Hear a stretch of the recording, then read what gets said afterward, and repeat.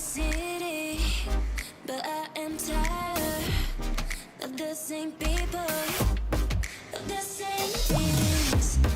I want to escape now, to another place now, but with you, 'cause I don't want to be alone. Tell me if you want to follow me now, to follow me. Take me to your arms and never leave me. Don't leave me, boy. Tell me if you want to follow me now, to follow me. Take me to your arms and never leave me. Don't leave me, boy.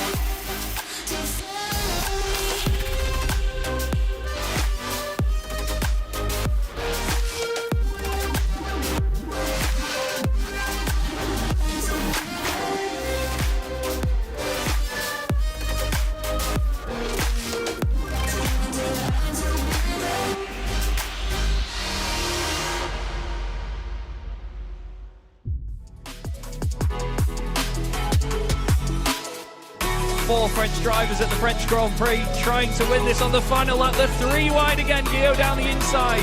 Guillaume moves across. They're both in front of Milan and Pouget. But before you know it, we find ourselves here in the very final race of the competition. And then they see truck racing and they think, this is crazy. You know, these are 5-ton machines, 1,200 horsepower. Brake. Oh, look at that switchback. Oh, you can look and a first to show off.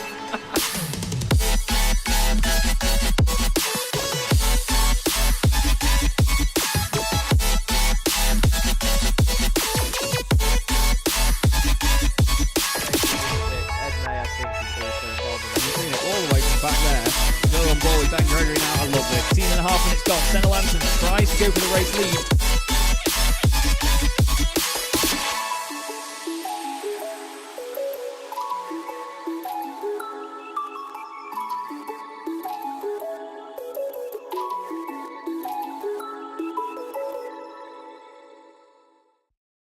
Racing isn't easy, but experiencing it is. iRacing puts you in the driver's seat with the industry's leading sim racing game. Drive on laser scan replicas of the greatest racing circuits from around the world. Go head to head against other drivers chosen by skill-based matchmaking to ensure competitive racing at every level. Compete across all your favorite series. In officially licensed cars engineered to deliver the most accurate driving experience possible.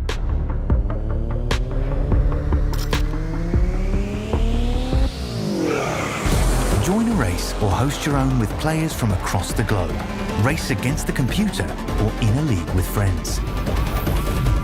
Feel the thrill behind the wheel.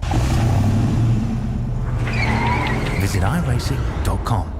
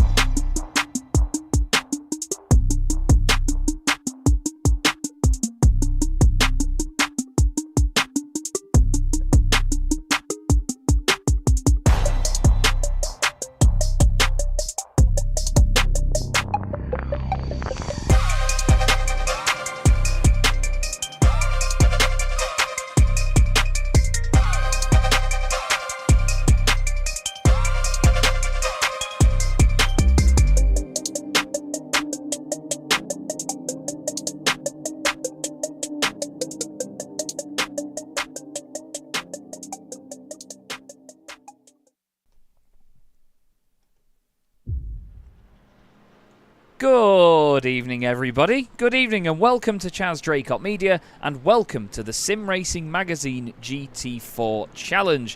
Contrary to popular belief and whatever that graphic says up there, I've changed it before you've looked at it, this is round 6 of the season and we're here now into the second half of the season. We're at Donington Park for the next round, back on home soil here in the UK for most of us, or at least most of the grid. But we've had a great first half of the championship, which we'll look back at and discuss in just a moment's time. I'm Chaz Draycott with the wonderful Ed May alongside me, and it's going to be great fun, isn't it, Ed? Back at Donington Park on the Grand Prix layout. This should be a really interesting night of racing. Oh, mate, it's going to be brilliant. The heavy braking zones at the end of the lap are going to be key for the drivers in making overtakes at such a technical and demanding circuit as Donington Park. You've got, obviously, the first corner in towards Redgate, which you have to absolutely nail because of the run down through the craners in towards the old hairpin. And again, it's just so little room for error because the corners are very quick and the runoff, as soon as you get onto the grass at the speed you're going, there's a high chance of having a big accident, even though the runoff areas are a decent way away from the circuit. But it's a track that, while the drivers haven't raced here, I think before in SRM, memory serves right, this is the first time we're coming here. It's a circuit that's very familiar to a lot of the drivers here being UK based. Yeah, absolutely. There's certainly a bit of a benefit to being a UK driver, I suppose, for this certain round. Here's a look at the championship standings, though, and there's definitely a benefit to being Lewis Ward at the moment. 19 points clear at the top of the championship, but boy, is it close behind. 16 points covers second down to 7th. And it is Mydas in second place after his great performance at Magny-Cours. Dominic Brennan in third place, 2 points back. And then James Holman, another 2 points back. It's very, very close between all of those guys. And interestingly enough, Mydas and Dominic Brennan have not won a race yet this season. Neither has Simon Povey, actually. There's 2 wins the way of James Holman, 2 the way of Callum Brandt. But other than that, it's just been plain sailing for Mydas and Dominic Brennan and even Simon without a win and just consistent point scoring. In the teams championship though, Ed, only 5 points between the top 2 as it goes the way of Apex Racing Academy, but that's set to change again this evening. Yes, it is, of course. It's a championship that's still very much up in the air, but of course we do have some things that we know might be happening after tonight with certain drivers being absent, but what we still can't be certain on is who's going to be winning here tonight. Obviously, Lewis Ward looking very quick in practice, but Dominic Brennan, he's right up there on the driver that I think is going to be hungry for his first win in Spontek's CDM colours, because he's been having some good results up until now and been in the picture more than a few times, but it's just about getting it over the line, which is something that this driver we're watching now, Lewis Ward, he's got it down to an absolute fine art. Yeah, he really has. It's just about consistent point scoring. We often call it doing a Turkington, don't we? Because Colin may not be the world's most exciting driver, but boy, does he know how to win a championship. He really does know how to perform and get the points when they matter most. Lewis Ward, though, car 1, P1, not just in the championship, but in this practice session as well at the moment. Nice to see Byron Crawford going quite well in the Aston Martin. He's up there in 8th position, a little bit wide over the curb, but that's the chicane that's going to be a big talking point over the course of tonight. Mydas as well, great to see him out on the circuit again this evening. He was really excited at Magny-Cours last time out. He's had a few very strong performances consecutively, to be fair, Ed, and I think that tonight may be another chance for that BMW to go well with the high average speed around this place. Yeah, I mean, both BMWs going very well. You've got Christopher Smith just behind him in the timing sheets, 2 BMs in the top 10. It's very good going for them.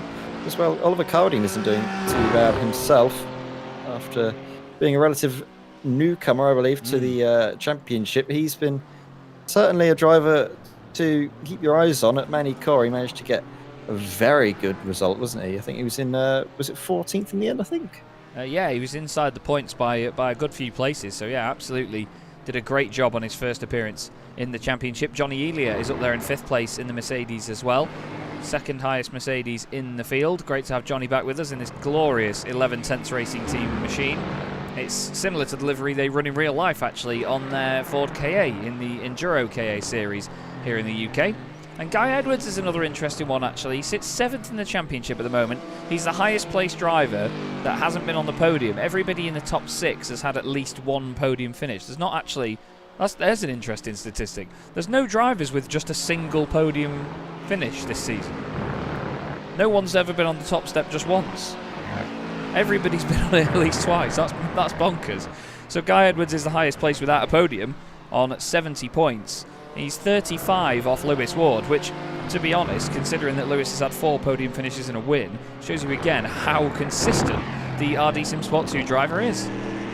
I mean, consistency is key for these drivers. It's a phrase that's, I think, been coined by Tom Ingram, the British touring cars. If you've heard it, he's been very pointsy, I think, just going for races, getting good points on the board, and that's just so important for the championship. You call it doing a Turkington. I think it might be doing a Tingram down the line, because it's just about getting those points on the board, not having necessarily a blockbuster weekend, but just being there in the picture in the background. And I think he's a driver that could be on for a very good result come the end of the season. It's still too early to call favourites for the championship. Obviously, Lewis Ward's consistency out in the front and his repeated attendance has obviously helped him out massively in that regard, but Dominic Brennan, he's still in the picture as well.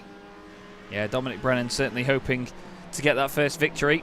It's going to be interesting to see how all these guys get on tonight. Mark Johnson going pretty well at the moment as well. It's nice to see the Astons going a little bit better here. They've been able to poke their way up inside the top 15. Mark Johnson currently in 13th position. We've got Pete Thickett back with us again in the Scuderia Chicken House Porsche. Looking very good indeed. And the double winner from the last 2 race meetings has just popped into the session. We were discussing the fact that he wasn't showing up earlier, but James Holman is now here for RD Simsport. He and his teammate Callum Brandt both back in full force. And we deeply missed Callum and Simon Povey last time out, didn't we, Ed? And they find themselves 5th and 6th in the championship now, really hoping to score some big points. I reckon they're going to be trying to prove a point this evening. Yeah, definitely. But another driver that I think might be trying to prove a point in qualifying is going to be the driver in 6th place, Niels Kaur, because let's not forget, last time out at Magny-Cours, he led for nearly every single lap, apart from at the very end. Callum Brandt needs to take a few more laps to get adjusted to the circuit, it seems, pushing a little bit too hard potentially. With tyres not quite up to temperature.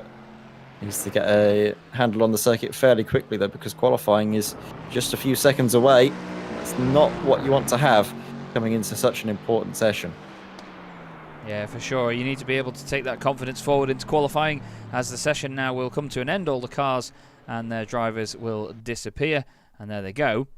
And now qualifying is about to get underway for the 6th time this season. I honestly can't believe that we're already at the point now where we're into the second half of the season here, Ed. It's pretty crazy, isn't it, that it's come up on us like this in such a short amount of time.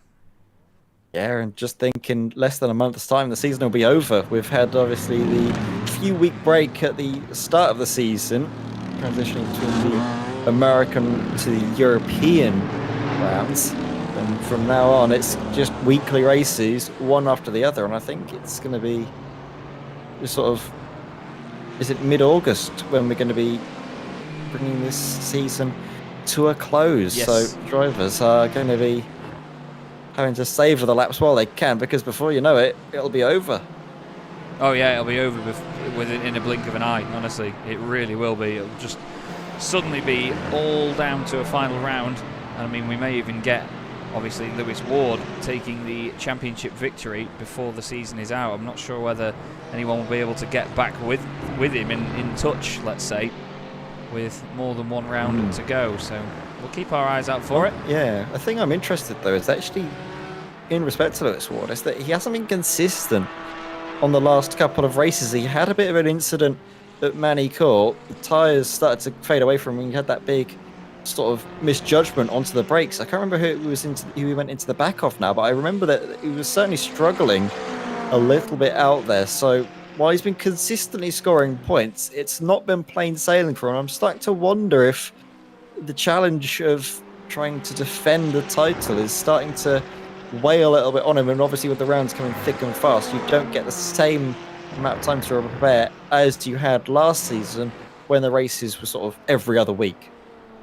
Yeah, that's it. You've got a lot more time in between. It, it just makes you feel a little bit more at ease between rounds. So, yeah, you're right there. It's a very valid point that the drivers could feel either a bit more comfortable or just that they have longer to plan stuff, as Callum Brentners are again facing the wrong way here, so clearly it's not been a session for him to enjoy so far. He's going to go for the J turn. Oh no, Callum, no. No, it doesn't quite work like that, I'm afraid, Callum. It doesn't quite work in these cars, bad look of it. You would have expected it to completely just break traction and spin the front, but I'm afraid that's setting back a couple of minutes now, rather than saving him time. We've got the two 11/10 racing cars together, Johnny Elia and Byron Crawford, as they go up towards Coppice for the first time. Mercedes and Aston Martin, basically the same car underneath, if you ask the right people, using very similar engines as well. Both with 4-litre V8s that make a wonderful racket, especially the Mercedes. It's just got that little bit more bass to it here on iRacing. Very enjoyable rumble and growl, at least. Both very pretty cars in their own way as well. The Aston Martin almost looks very angelic and beautiful, whereas the Mercedes is a big grumbling beast, isn't it? A very angry looking racing car. Yeah, it is, and both of those cars looking very nice in the 11/10 racing colours, the same colours that are used on their Enduro KA cars that are out in action. I think they were out in action at the weekend, if I remember rightly. I think I saw something somewhere, yeah. Something somewhere about that, so hopefully the race went well. I wasn't able to keep track of it because I was busy watching Chaz in his trucks going around the Nürburgring. Yeah, I can only apologise. But still, busy session now with times coming through. We've got Elia from Crawford, then Barnes. Good to have John Barnes back with us tonight in the Boosted Motorsport McLaren. Then we've got Wiggins. Christopher Smith goes second fastest. Rob Sutherland slots in there in 7th. Niles Core goes up to 5th position. Plenty of different drivers in different cars, all sort of filling the top 5 spots at the moment. Nice to have a bunch of manufacturers together. Andy Marston goes 13th fastest. We've got a car off the road, which is Oliver Carwadine. He's changed his livery for tonight by the look of it. It's in the matte black BMW Motorsport machine. I really enjoyed the Parmalat livery that we had last time around. It was absolutely gorgeous. For me, it is showing the Parmalat livery, so I'm not sure what's going on there. Maybe my trading paints hasn't updated, because I have had to cut it down because I noticed my internet was having a bit of a mare, so I've decided to stop that downloading whatever it was downloading and keep it as it is. But this is going to be important for Lewis Ward to get a good time on the board, a banker lap, because that chicane towards the end of the lap is so easy to overstep the mark, and look at that super strong lap time. Over 0.8 of a second faster than anybody else out on the circuit. Lewis Ward is on fine form here tonight. Yeah, that's absolutely stunning, isn't it, by Lewis Ward? Certainly getting his evening off to the best start with the best of intentions. Look at the car, it just pitches in so cleanly. Byron Crawford's just moved back up into 3rd place now. Johnny Elia up there as well, also improving. Now Josh Wiggins goes across the line for RD Sim Sport 3. Tom Weston improves up into 8th place. Some great times coming through. John Barnes has crossed the line right with him, actually. Very, very close. Christopher Smith goes 2nd fastest in the RD Sim Sport BMW. Then Dominic Brennan goes 4th for Spontex CDM Esports Scourers. Pete Thickett now goes 4th in the Porsche as well. The times are tumbling very, very quickly here. Where's Fausto Pinto in all this? He's crossed the line. He now moves up into 13th position. Then it's Carwadine. And then Ralph Mayer. He goes up into 8th place for Orris Racing Purple. Andrew Shepherd. He flies up the order into 15th place with an improvement on his lap. Now we've got Philip Hopley crossing the line. Waterside Gym Esports. Where's he going to end up? In the pile. He's actually 15 seconds off. I think that was an off, like a sort of outlap, let's say. Lewis Ward. He's still pushing. Still doing it, and he's still just doing everything he can. Edwards goes 7th. Well, what about this, Ed? 1 purple sector. No improvement in sector 1. You reckon it's enough? It might be enough, you know, just to get a bit more of a buffer to those behind. You're going to see it over the line. Very nice to that final sector. A bit of a buffer. Again, extending his advantage to nearly 7 seconds. 6,000. Oh, there. 672 thousandths. Absolutely which is, well, a lot of time to try and make up a round. Not really a long lap, but obviously Christopher Smith, that lap time put in earlier was very good. And we know the BMW takes a little while longer to get the heat into the tyres, to get into that perfect window. It does obviously mean that then BMW is a bit kinder on its tyres because it isn't overheating them as much as the McLaren. Yeah. Which is what we've been seeing at previous rounds at, say, Jerez and Magny-Cours. Same with the Porsche to an extent, but I'm not sure where James Holman is in terms of his lap times.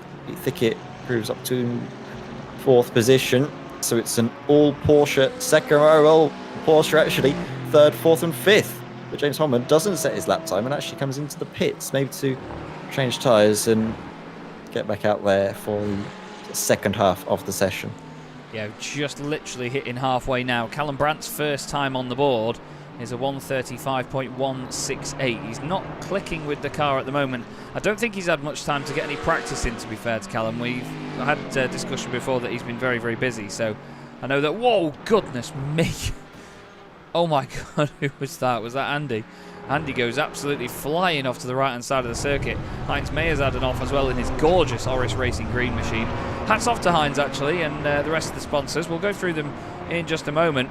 But the situation recently has been that there has been a move of the race, or a sort of moment of the race from our drivers, which has been recognised by Heinz Mayer and his companies, and they've been doing a great thing at giving out the different prizes for it. I think it's come from Crockery Direct, or is it coming from Orris Digital? Heinz runs both, basically. I can't remember now. I think it might be Crockery Direct. I'm not 100% certain. I think a lot of the... I remember the packages that I got in the mail had Crockery Direct emblazoned on them. So basically the drivers all submit what they thought was a good piece of racing at the end of the night, and then the guys go through it and check it, and they decide what was the best move of the race. It doesn't have to necessarily be an overtake. It can sometimes just be a bit of defensive driving, a bit of clean driving, even side by side, just a good battle. So the guys are really supporting everybody up and down the order, which is lovely to see, and we really thank them for embracing that and bringing it to the championship. Obviously, we have to give a big thanks to our sponsors for the season as well: Orris Digital, Crockery Direct, Blinds to Go, which is Byron Crawford, who is responsible, Derbyshire Holiday Homes, Drew Fletcher, another member of the grid, and Mydas Simulations as well, Matt Dorrington. Matt's an absolute star. I only heard of him recently, actually. I've not spoken to him for quite a while, but he's a lovely bloke with some fantastic kit as well. So you should always try and speak to Matt if you need anything. He's a very helpful guy, very down to earth. You know, he's not going to sort of make you feel silly if there's just something about the sim or the industry that you don't know. He'll help you out in however you can, basically, or however he can. Now, Simon Povey has mentioned he might not make qualifying at the moment. He's just explained it in the Discord, so he's in the session, but unfortunately not out there on circuit at the moment. His teammate Dominic Brennan is second fastest right now in the 212 McLaren. Another McLaren we're actually missing this evening is Dan McCauley, and Dan unfortunately away with a family emergency, so we hope to see him back soon and hope all is well, of course, sending our best wishes to him. But it means actually, Ed, that there's only one of each car out there tonight, so while Dan was worried that the team's championship might get blown wide open, if Simon isn't racing and it's just Lewis and Dominic, then still all to play for, I'd say, isn't it, between the pair? Yeah, definitely, and actually that gives RD Simsport a chance to get back into the picture with James Holman and, of course, Callum Brandt in the picture. Team that was really fighting hard to win the team's championship last season. I think actually managed to get it just over the line in the end in that last round. A very dramatic final round, but I think it was actually RD Simsport that managed to take the team's championship while Lewis Ward took the drivers' championship. So there's still scale for them to get back into the fight. Obviously, though, out in front, it is Lewis Ward, who's just the dominant driver around here, it seems. No one's really able to get close to him. And I mean, to be on pole by half a second, that is going to be a massive record, I think, for the Sim Racing Magazine GT4 Challenge, because I don't think we've seen a qualifying margin that strong for, oh well, as long as I can remember, that's for certain. Yeah, I was going to say, I don't remember one. It's one of those little stats that I think we need to start writing down, because I think for other championships I've done like biggest win margins, or smallest win margins, biggest pole position gaps and things like that, as James Holman continues on his awesome pace at this point of the season and goes second fastest in the Porsche, but still nearly, well, over half a second off Lewis Ward. Very impressive as ever. Byron Crawford makes it into the top 10 in the Aston Martin. He improves on his current position. Andy Marston is still out on track after his big incident a few moments ago. Who else haven't we looked at yet this evening? John Roberts in the Mercedes. The gorgeous boosted motorsport Mercedes AMG GT4. Love this new livery for this season. It debuted in this championship actually as well. We're very grateful that they wanted to bring it here and show us. We saw Rob Sharp for a moment there as well, actually. Rob is once again bang on time, quite ironically, in the Orris Racing Porsche, car number 86. Easily one of the prettiest cars on the field, or in the field, I should say. Great looking race car. He's done wonders with the spec map as well. Just all-round good package, isn't he, Rob? He's a great lad to speak to. He's a very, very fast racer. He doesn't ever really get in trouble with anything, does he? Never in incidents. It's just all comes into one. He's a great supporter of Sim Racing Magazine and the series as well. Yeah, and he's a great advert as well for what this championship does for drivers as well, as they keep racing in there. Because I remember Rob Sharp was racing around about in sort of the lower echelons of the top 10, wasn't he? Just getting good points on the board. And then slowly but surely towards the end of last season, he started to pick up the pace and get more into sort of the top 5 battle. And now he's certainly a contender for those very top spots, and certainly for the podium, potentially obviously race victory as well if everything goes his way. And he's just been getting quicker and quicker as the season goes on. Just like this man, to be fair, James Holman didn't have the best start to the season, but then from Daytona onwards, as much as I try and take credit for the practice session where we were out towing together, he's really come on leaps and bounds, and it's great to see him, obviously a newcomer to the championship, just really going strong. Yeah, it's been great to see, isn't it? You know, it's what we love about having new blood in the championship each time that we do this again and again. It's the unknown of how people will sort of perform against others relatively.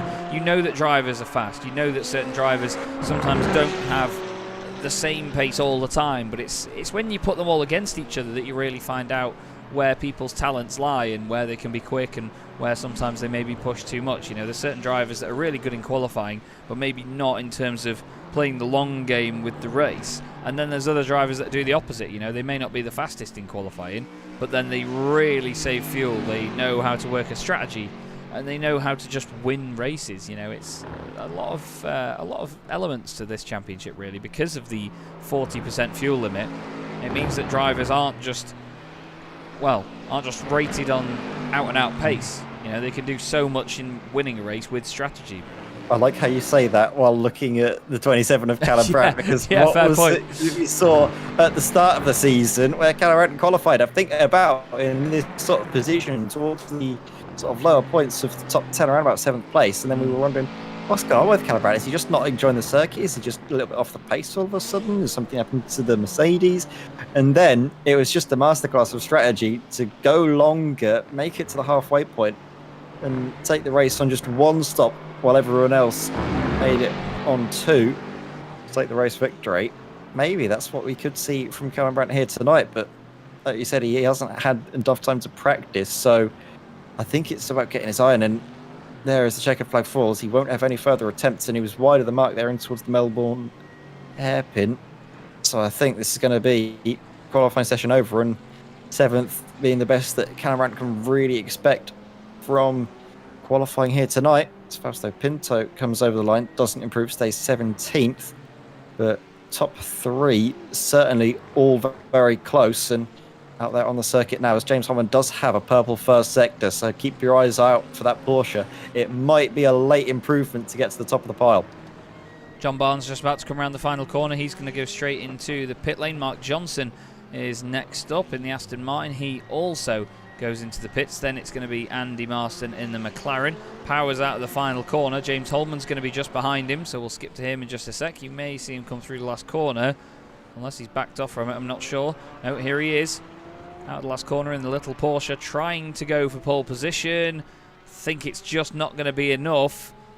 And James Holman does improve with a 134.226, but does not go fastest for pole. Dominic Brennan improves and gets a little bit closer as well. He also doesn't gain an extra place. We've got Oliver Carwadine and Christopher Smith, 2 of the BMWs, making their way around the final corners now as well.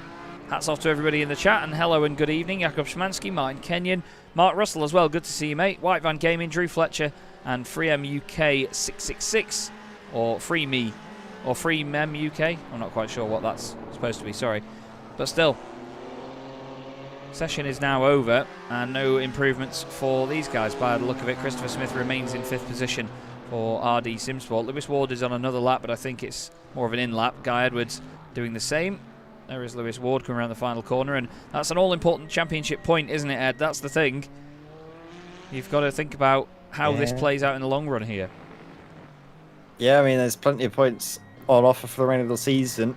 There was 5 bonus points for pole position, but now there's only 4 because Lewis Ward has taken 1 extra point to extend his championship lead a little bit further. James Holman, that qualifying performance was certainly very good. We know the 1-lap pace of the McLaren is very strong. For that Porsche to be up on the front row just shows that James has some serious pace and is going to be up there fighting all the way through the race tonight.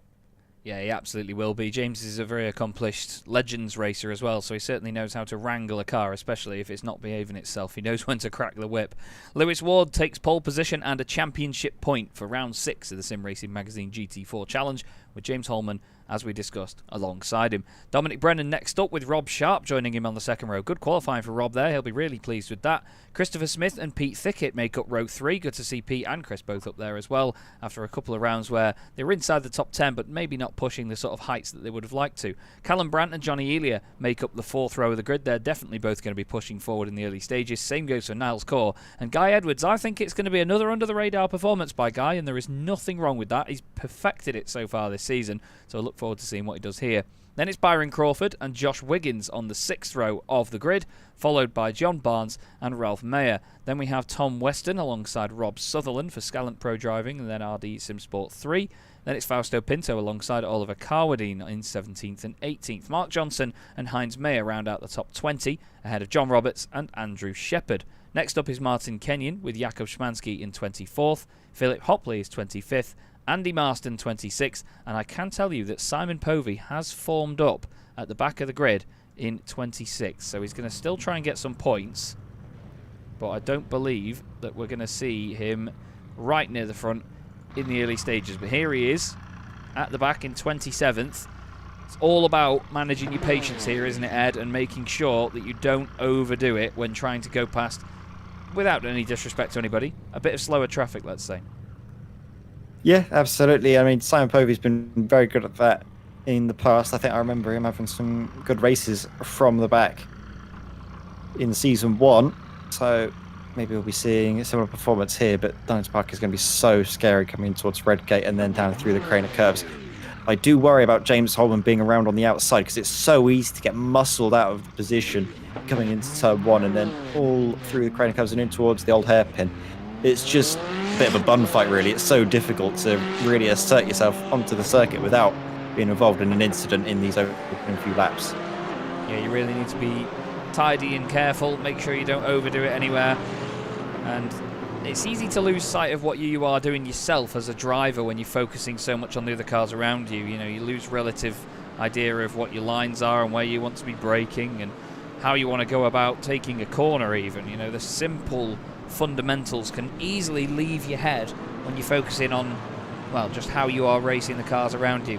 Lewis Ward is pushing this safety car though, not that it's going to ever react to anything that you do, but we'll have to just keep our eye on what sort of gap he leaves, because that is something you need to be careful about here in iRacing. The car needs to cross the pit lane entry line before you go flying past and get up to full whack.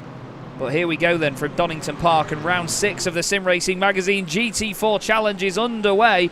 Great start by Lewis Ward, moves all the way over to the left-hand side. He gets away from James Holman. Dominic Brennan's going to try and go down the inside, and look at Callum Brandt all the way down the inside, bounces off the side of Rob Sharp, has to slam on and not hit his teammate James Holman. Rob Sharp won't take that one lying down, but he's dropped a few places because of it. How's it looking through the middle of the field here? Looks nice and tidy actually, Ed. I think a car maybe just clipping the grass. That's Mark Johnson. John Roberts also on the grass. Oh, that was Philip Hopley sideways at the back, and Roberts is off again. Jakub Szymanski in avoidance, and Simon Povey going through it as well. Guy Edwards is dropping down at the bottom of the hill. There's a huge check up here. What on earth has gone on?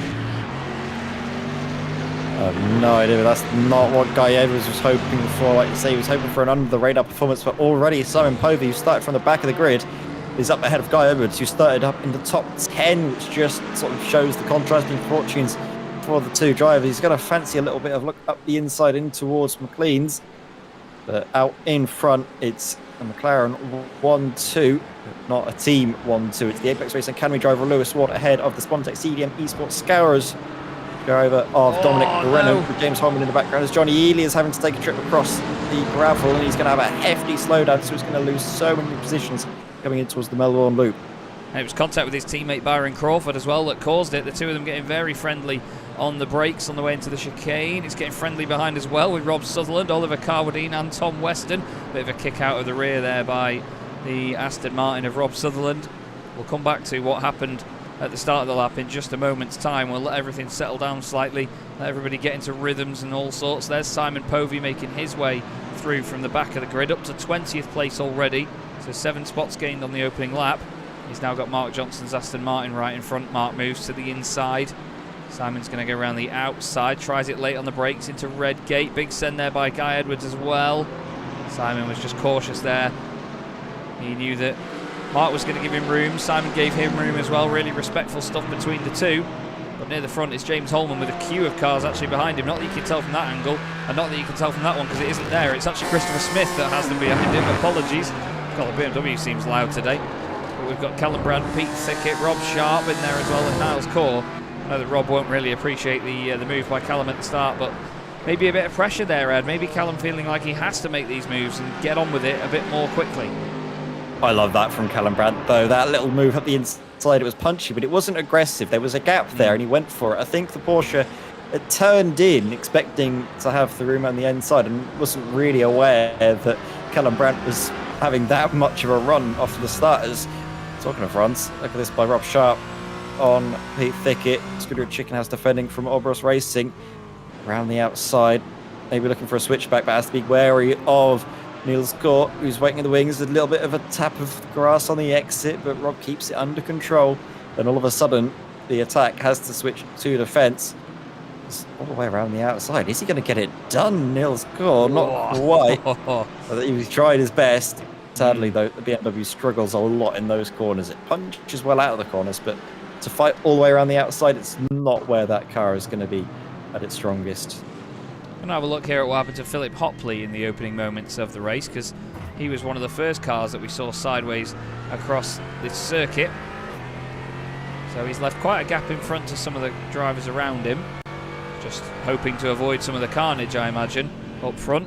There's been a bit of a shuffle while we're watching this replay, and there's a few replays to go through here while things slightly settle down. Is there going to be contact here? Oh, wow. Something picked him up. Was that Simon Povey there? That's just, and then he's clipped the McLaren as well. That was a horrible, horrible noise, wasn't it? Made an absolute racket, that did. Let's have a look at it. I think Simon maybe tries to cut back underneath him. Yeah, Simon, it's only the tiniest of taps, but wow, it goes around so quickly. And then John Roberts goes around as well, and Guy Edwards goes off the circuit with him. Actually, Guy Edwards in a completely different incident further up. So John's on the inside on the grass for some reason, and then just loses it. And Guy Edwards, I think he's clipped the grass on the way into the hairpin. There was no contact by the look of it from that angle. But plenty going on there at the front. Jakub Szymanski went off the track.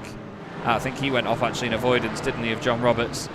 Down towards the old hairpin. Oh no, just as it clips the grass on the right. Does a great job to keep it out of the wall. Let's see what happened to Josh Wiggins a moment ago here, Ed.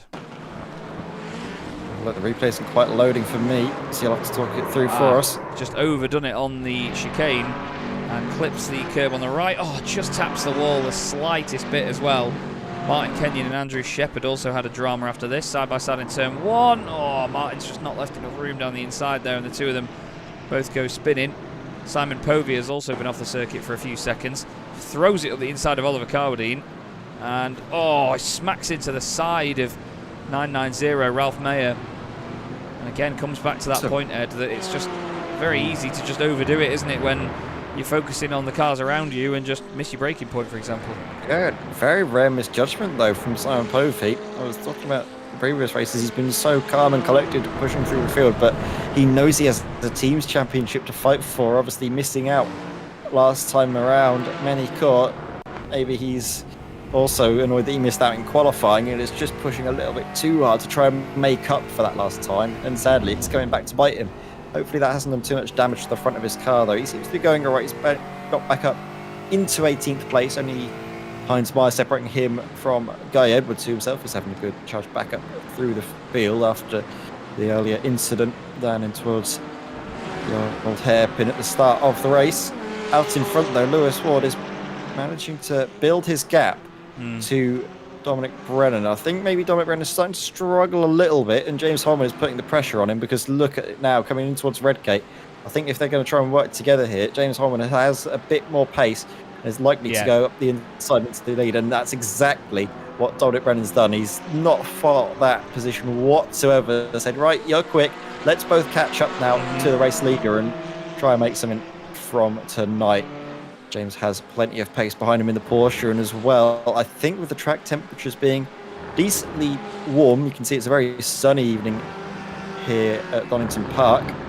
Might be one where, again, McLaren will struggle towards the tail end of its stints. It's amazing though, that Lewis Ward, when he crossed the line, the gap said it was 2.2 seconds. It's now 3.3. Absolutely strapped a rocket to the back of that car tonight. This is the real stamp of authority on the fact that he wants to win this championship back to back. You know, he's not messing about and playing it easy and, you know, just settling for thirds and fourths here and there.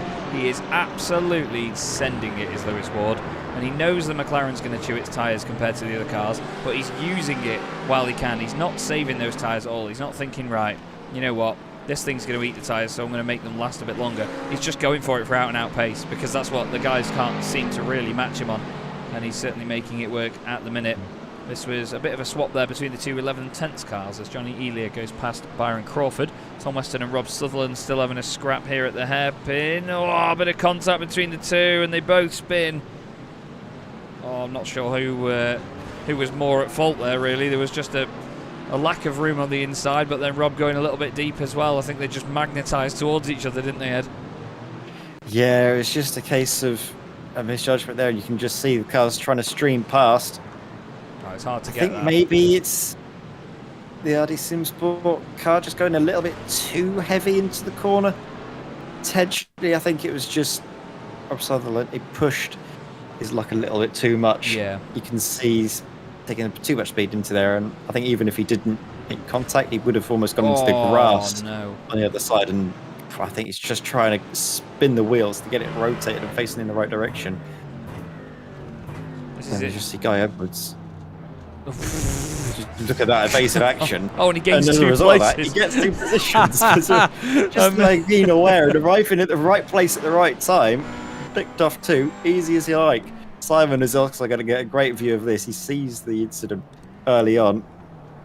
Just carves his way through. Both of them just following one another ahead. You talk about a rocket ship being strapped to the back of Lewis Ward. James Holman, he's built up a second already in the space of about a lap or so. Wow. Dominic Brennan, he is really motoring along and trying to chase down Lewis, who himself is pushing hard as anything out in the front of the race. We're going to see now the lap times come through from the top two just to compare them. But I think James has taken a few tenths out of Lewis Ward's lead. We'll see now to make their way over the line. James, all it says was slower on that last lap, but all of a sudden the gaps come down, so it's very confusing. Yeah, I think halfway around the lap it was shown at 3.3, but by the time they crossed the line, I think it was a little bit less than that before. So, yeah, we'll keep our eye on it either way. But we now have Niles Core at the back of this pack here in 8th position. He's gained one place from where he started.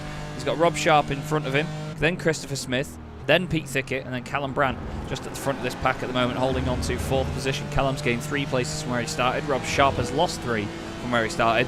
Biggest mover in the field is no surprise, it's Simon Povey. He's gained 15 places and he's up into 12th already. Him and Guy in the last couple of laps have really scythed their way through that group and are doing a very standout job. We just need to watch a bit further back down the order here because Andy Marston and Jakub Szymanski are having a good old scrap in the two McLarens. SRM Racing Team A against Spontex CDM Esports. Jakub's going to try and sweep around the outside, but Andy puts the car exactly where he needs to. Jakub has to get out of it though, as he's on the throttle on the grass. And unfortunately, the McLaren is very, very happy to spit itself off the road if you overdo that. Jakub had a bit of an off on the previous lap actually, which is why he's lost a bit of time. And Andy got past him, so Jakub was trying to regain the place. It hasn't worked this time round. Simon Povey knocking on the door of the top 10 as he's gotten ahead of Guy Edwards. Up 15 places since the start of the races, Simon, so he's having a good go of things, even though he had that little hiccup earlier on. Still nice and strong as James Holman now. What's the lap time differential? 3 tenths nearly taken out from a race leader. That is a big margin to suddenly have clawed back at this early stage of the race. And we know that Porsche, it just seems to get quicker and quicker through the course of the stint, whereas the likes of the McLarens, they start to get slower. So we're going to start to see, I imagine, that gap come down more and more. We also know that somehow the Porsche, while being quick, also sips its fuel a little bit better as well. A lot more economical, can go seemingly a lap longer even when not in the slipstream range. So that's something to think about for James Holman and what he does with the strategy, as well as just that pace being so strong. And are we going to see it, Chaz? It's happened just a few times in the Sim Racing Magazine GT4 Challenge. Is he going to be through on the bounce for James Holman? Oh, I don't know, you know. It very well could be with the pace that he's got at the moment. I think it's only twice that it's happened. You've done it, and I think Simon did 4, I think. And that's the only other time that it's happened in the championship's history. So, yeah, we'll certainly keep our eyes on it, and obviously let you know all of these statistics and all sorts whenever we can. But Lewis Ward at the moment is doing a standout job. He's got 2.7 seconds according to the timing sheet on the left, but we'll keep our eye on it now as they cross the line and see what the gap says it is. What's the last lap times for them? 34.63 for Lewis Ward, 34.43 for James Holman. So he takes another 2 tenths out of him. And Dominic Brennan is still sitting there behind the 2. Now the timings on the left don't always update as soon as they cross the line. So you define a sector length in the timing software that we use, so it isn't just constantly updating and flashing around. It makes it unreadable almost. So it just does every so often, basically. I think it's like every 10 seconds or something that it does it. So it won't always show across the line, but you'll see what we mean as the race develops. We've got Heinz Mayer and Oliver Carwadine right together, with Fausto Pinto just behind in the Scallop Pro driving Aston Martin as well. 3 different manufacturers here, and even a Mercedes in the mix behind, with Tom Weston with not quite a front row seat. He's more sort of on the balcony at the side at the moment, isn't he? In the what do they call it? Let's say, is it in the projects they say when you're quite up high? I can't remember what it's called. That might be an American thing, but still, Weston pushing on in 18th place in the points. You get points all the way down to 20th here, and you never know, Ed. I mean, even just grabbing 3 or 4 points here and there can make a big difference to a championship, can't it? Yeah, I was going to say he's sort of on the sidelines while everyone else is on the dance floor having a good time. He's just there waiting by his time and just wait until the action gets good. Maybe his favourite song comes on, and then it's time to party and get involved in the mix.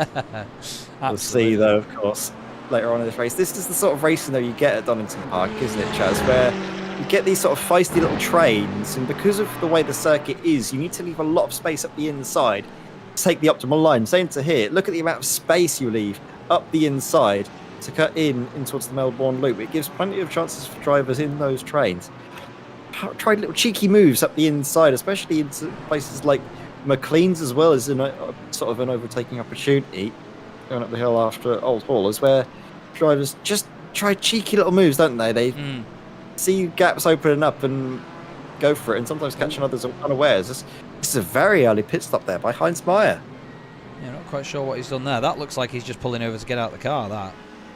I'm not sure if that is actually a pit stop or not. He's still sat there, so I'm not sure whether he's had to jump out of the rig or something, or whether his garage is actually there. Tactical, but, you know. I think he's going for his splash pit stop early, which is something that we saw Simon Povey do plenty of times before. So yeah, he has a short pit stop now. Basically, he's got to fuel it until around about maybe the 26th or so minute, 28th, and that should be good to go to the end of the race. Yeah, very good point, actually. And that's exactly what he's done by the look of it. He's got himself out of that battle and got himself out of a situation where he needs to brake early and compromise and sort of make a difference to his driving based on what other drivers are doing. And he's now put himself in a situation where he can push after leaving the pit lane. So John Barnes sitting here just inside the top 10 now. He's just been overtaken by Johnny Elia in the 11/10 Racing Team Mercedes AMG. Oh, John's gone deep into the hairpin. What can Byron Crawford do about that? Tries to get the cut down the inside. Lovely space being left by both of them. Very respectful stuff as they make their way now up to the hairpin. Byron's sort of teasing him to go over to the left a little bit to make sure he gives the room. Hard on the brakes now. I love that McLaren with just a black front end, actually, in the boosted livery. Looks very, very sturdy. And again, look, both of them leaving so much room for each other. That's really respectful racing. You know, they're not bothering to squeeze each other down the straight for no reason. They were leaving about 2 or 3 cars widths as they headed down there. Byron Crawford goes through, and it's those little displays of driving that can give you a lot of confidence in your competitors, but also in the fact that it shows you how they're thinking this race through, in that they know that it's a long race, 43 minutes still left to go, and there's no point mucking about and pushing too hard and you know, ruining your own time. As my timing software has had thrown a massive wobble in. It says that Josh Wiggins is leading the race, so I'm not sure what's going on here. It's so that Josh Wiggins is in the lead of the race, and all of a sudden no one else is out on the road. There we go. It's all sorted itself out there, so I have no idea what was going on. But Josh has probably also gone for a slightly early pit stop, and then I'm gonna try something different potentially with the strategy. Wonder if any other drivers will try and take a leaf out of Josh's book and see if the early pit stop is going to work. Simon Povey is a driver that I think might do, just if he gets involved in a training, a battle that he doesn't want to be a part of. Could work out brilliantly for him, as it has done so many times in races and seasons gone by. Lewis Ward is starting to stretch his legs a little bit and build a bit more of an advantage. James Holman, we saw that gap come down, and now it's starting to expand a little bit more. It's getting to the phase where the drivers are managing the pace, managing the tyres, the fuel, everything coming into the forefront of the driver's mind as they get towards the sort of latter half of their stints. But Lewis is actually pushing really hard and probably banking on taking these tyres off after this stop. Yeah, I wouldn't be surprised to see that, to be fair, and just making sure he's got new boots on the thing so he can go at full chat for a bit longer in the race. Obviously one of the worst things is knowing that you can push the car, but then having issues with how it behaves in the later stages when people could either be around the same pace as you or a lot quicker than you. So you have to be very, very careful. Rob Sharp is being careful, because right now he's in amongst a lot of matte black cars here. He's got Nelscore in the big BMW behind, Christopher Smith in the big BMW in front, and Pete Tickett's matte black machine, and then ahead of that Callum Brandt as well. He's the lovely shiny little Porsche amongst all of these mean machines around him, and Rob's just doing what Rob does here. And to be fair, doing what a lot of these guys do so well is just accepting that there's no point throwing big moves down the inside. Just do a bit of that, you know, just fill the mirrors a little bit and we'll bounce off the back of the car in front. But also a bit of just mental games, just psychology. You know, you can take a bit of vinyl off the rear of the BMW. You know, just let him know you're there, Rob. That's all he's doing. It's very rare that our drivers do make silly mistakes, isn't it, to be fair? And that wasn't really silly from Rob. It was just hard pushing. As into the pits goes Christopher Smith. He says, right, boys, we need some new black vinyl on the rear of this thing. Thank you very much. And here's another BMW that is hoping not to need any new vinyl. Oliver Carwadine in front here of Tom Weston in the very shiny silver machine. Certainly has to get on the lock as he gets a better run out of the hairpin than Oliver. Carwadine parks the car on the inside and then lets it run wide on the apex and gets a decent, on the exit and gets a decent run. But we are a third of the way through the race. It's Lewis Ward leading the way. He's 3.2 seconds clear of James Holman. Then it's Dominic Brennan in third. Callum Brandt in fourth place. He's got Pete Thickett, Rob Sharp, Niles Core all lined up behind him. Johnny Ely is in a bit of no man's land at the minute with Byron Crawford, his teammate, with him in the top 10. And then Simon Povey has made his way up into the top 10 with the help of just a couple of pit stops so far. Bit of damage on the front left of Simon's machine. And then the car behind him is actually John Barnes. And then Guy Edwards behind him in number 55. So certainly a lot still to be done in this race. A lot can still change here, Ed. But Donington Park, I'd say so far, I mean, it looks like quite the venue for these guys, quite the challenge. We may not have the most overtakes that we've ever had in the series, but the guys are working for this, aren't they? Yeah, I mean, you say they're not the most overtakes, but we're going to get a great one here as Christopher Smith dives up the inside through Coppice and gets 15th place sealed up with the help of the BMW up ahead to give him some more slipstream in towards the chicane. He should be all right, and you can see Tom Weston happy to sit in behind. Looking though at the Teams Championship, obviously with the great performance of Callum Brandt and James Holman, they're going to be taking a huge chunk out of Apex Racing Academy's lead, and it might be enough to actually see them take the Teams Championship lead. Potentially, it also depends on the performance of Spontex CDM Esports Scourers. Obviously, Simon Povey and Dominic Brennan, who's currently on the podium places. Could be enough to get up ahead of Lewis Ward and Dan Macaulay in that championship battle. It's certainly a turning point in the championship, isn't it, when a driver isn't able to attend for whatever reason. Of course, like you say, we do wish our very best to Dan Macaulay. I hope that everything is a-okay. Like you say, it's going to be great for the championship just to make it that little bit closer, because Apex were in danger of running away with things a little bit. Yeah, absolutely. And you know, I'm sure that they welcome the healthy competition as well. You know, they enjoy the fact that there's a good scrap for the championship, because it gives them even more to look forward to. Obviously, every team would also be happy with completely dominating it and disappearing over the horizon. But, you know, everybody's in this because we love racing, because we love sim racing. So, you know, if you can have that in a very competitive scene, then, you know, why would you not be behind it, you know?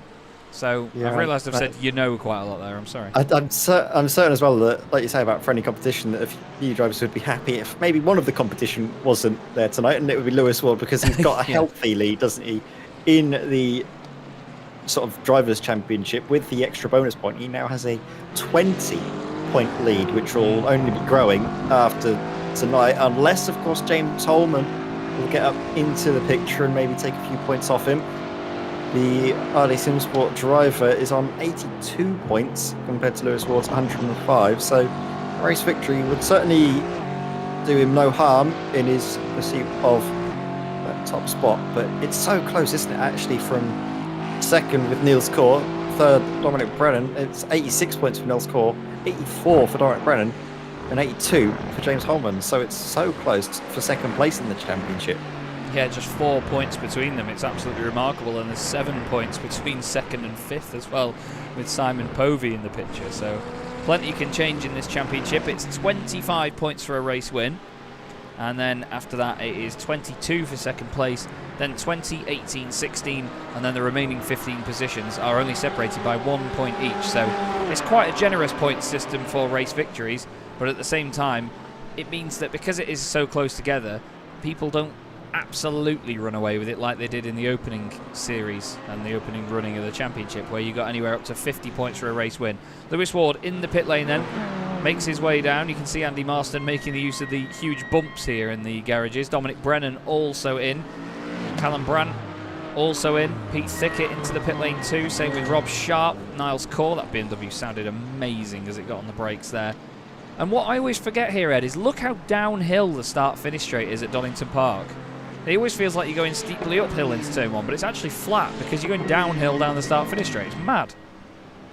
It is absolutely bonkers. Just the pace as well. That helps them get so much more pace behind them coming in towards such a difficult corner of Redgate, because it's a late apex, but the corner sort of lures you in to get the turning in done early. It doesn't seem as tight on the exit as it actually is. Yeah. Holman, though, is going to be really enjoying this time in the lead of the race, and we know he has the ability just to push that little bit longer and keep going, and that gives him a very short pit stop at the end of the sort of, not the end of the race, but at the end of the sort of final stint. It means that while, yes, the gap was around about 3 seconds, that could easily be made up by those extra laps that James is doing right now. Of course, where's Lewis Ward out at the moment? He's just in behind Ralph Meyer, but not enough to really be getting held up. Callum Brandt and Christopher Smith have taken very short stops here, Ed. They've both taken you're right. 16 and 14 seconds respectively. This could be intriguing to see what happens in terms of the strategy for them, as James Holman comes into the pits now. Up onto the jacks, taking presumably the front tyres around here, especially on the left-hand side. They do take a bit of a battering coming through the old hairpin. I was just going to say as well, sorry Ed, but Callum Brandt is now in front of Dominic Brennan on the circuit as well, which could certainly change Dominic's race in the long run. It may not affect it so much in the latter, but we'll have to wait and see. Across the line goes Lewis Ward. James Holman has almost an identical pit stop time to him He comes out of the pits just in front of his teammate Callum Brandt. That's perfect scenario for James Holman, really, other than he's not got the race lead, but he'll be happy with the fact that he's not. James has down a lot of time to Lewis actually through there, has he? 2.2 seconds, it says, roughly at the moment, so he's gained a little bit. 3.2, about a second. I've got 2.5 now on... It was, I think, 3.2 seconds as they came into the pits. sorry, yeah, I thought you said it was 3.2 now. I thought we were seeing different things. I think it was 3.2 as they came into the pits, because obviously at the later stage of that last stint, Lewis Ward was pushing really hard, was pushing a little bit too hard as Simon Povey there, off through the gravel. There's a stricken 11/10 car, is it? Yes, it is. It was Johnny Elia. So what has happened there? Was there a coming together, or was it just a separate incident? Simon maybe had to take evasive action, or it might have been the evasive action theory. Oh, ooh, gets a bit of a hit for his troubles. It's again the front end of that car. This time it was the right-hand corner rather than the left-hand one getting a bit of a battering on Simon's car. Oh, he sees it so late through the corner. I think there was a bit of netcode involved there as well, because he didn't sort of like bounce off him or anything. It just sort of drove through it like it wasn't there. It was very strange on my end anyway. Josh Wiggins right behind Rob Sutherland right now. These two teammates, RD Simsport 3. Rob's Aston Martin, I said they look angelic before. His looks like it was dropped from a very, very steep height as an angel and landed on its face. It's really not had a good day by looking at that Aston Martin. It's almost as cross-eyed as me. But Callum Brandt, he's got Dominic Brennan all over the back of him right now, and well, this is perfect for Callum and co, especially James Holman. This is not good for Dominic Brennan. This is the last thing he would have wanted, and this is the important stage of the race, isn't it, Ed, where you get drivers in different parts of their stints and different strategies. Certainly makes it interesting in this championship. Yeah, it's great just to see them battling out here. I mean, it's great for Callum, of course, because he needs these points for his championship. But Dominic Brennan himself also needs it. I think, for me, Dom's going to be the winner come the end of the evening in this battle. It's just great to see them stack up against one another, just battling out on the circuit. Callum is also getting quicker and quicker as the race goes on, because let's not forget, Chaz, he was a very late sort of entrant here tonight, wasn't he? He was worried that he wasn't going to be able to make it, so with the lack of practice he's had, to be where he is battling for the podium places shows the kind of driver he is, getting quicker all the time. I think might be closer than you think for that third place. Oh, dearie me, that's always a scary sight to see. Oh no! What has gone on there? There was just, I think, this squeeze of all of them going together, and sadly it was Simon Povey who's lost out there. There wasn't really anything that Byron could have done, because I think Byron was just as far to the left-hand side that he could have gone. There's been an incident down here as well. Tom Weston having a bit of a moment. Comes to a stop and gets going again. And then I think Fausto Pinto had a moment not long after this. He's going up the hill with Mark Johnson behind. See if he's had a drama here. Whoa, just loses it on the change down. Mark Johnson avoids going into him. Whoa, nearly teammates crashing into each other. But yeah, let's have a look here at what happened between these guys, because Byron Crawford's gone wide. Simon Povey's in the middle. Oh, he gives a bit of space. Oh, it's so unlucky for Simon. He gives space to try and leave a bit of room for Guy Edwards down the inside. Guy was doing what any of us would have done and just tried to take advantage of the gap. Simon then moved over to the left slightly to get away and just hooked around the front of the Aston. That went round so quickly, didn't it, Ed? Yeah, and there was nothing that the Aston Martin could have done there. Byron was just...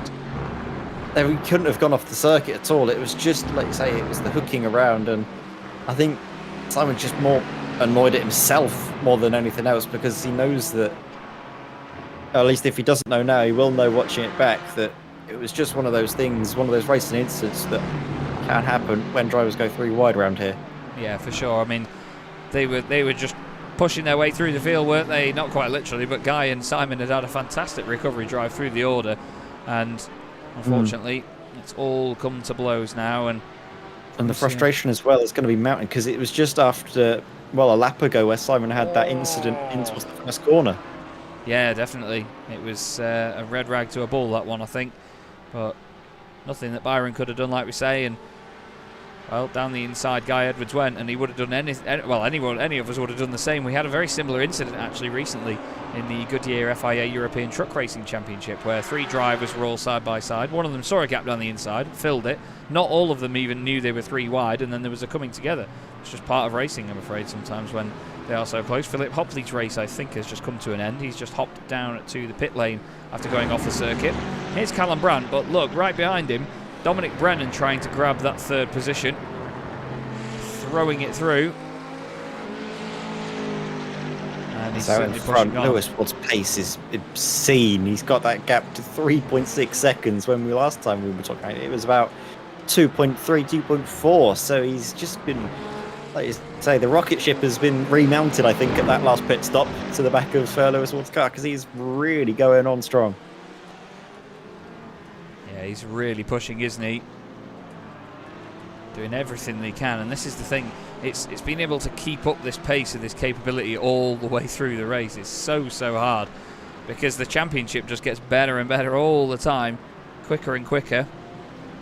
And we're certainly loving watching it, aren't we, this season, Ed? It's just going from strength to strength, and, well, I can't wait to see how this championship begins to sort of unravel in the later stages.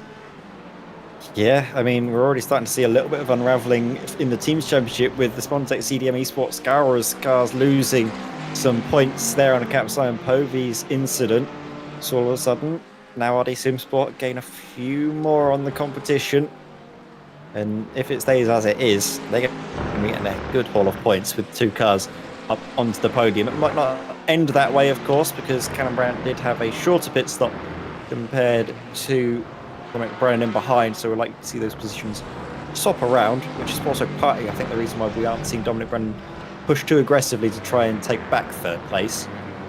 Still, it's something that's good to see them fighting strong up at the top of the order. Good to see Christopher Smith up in the picture as well in 5th place. We haven't really seen too much of him so far here tonight, but that BMW is finding some pace yet again. It struggled at the opening few rounds of the season, but it's good to see Chris getting the momentum back with him after some good, exciting races at Jerez and Magny-Cours.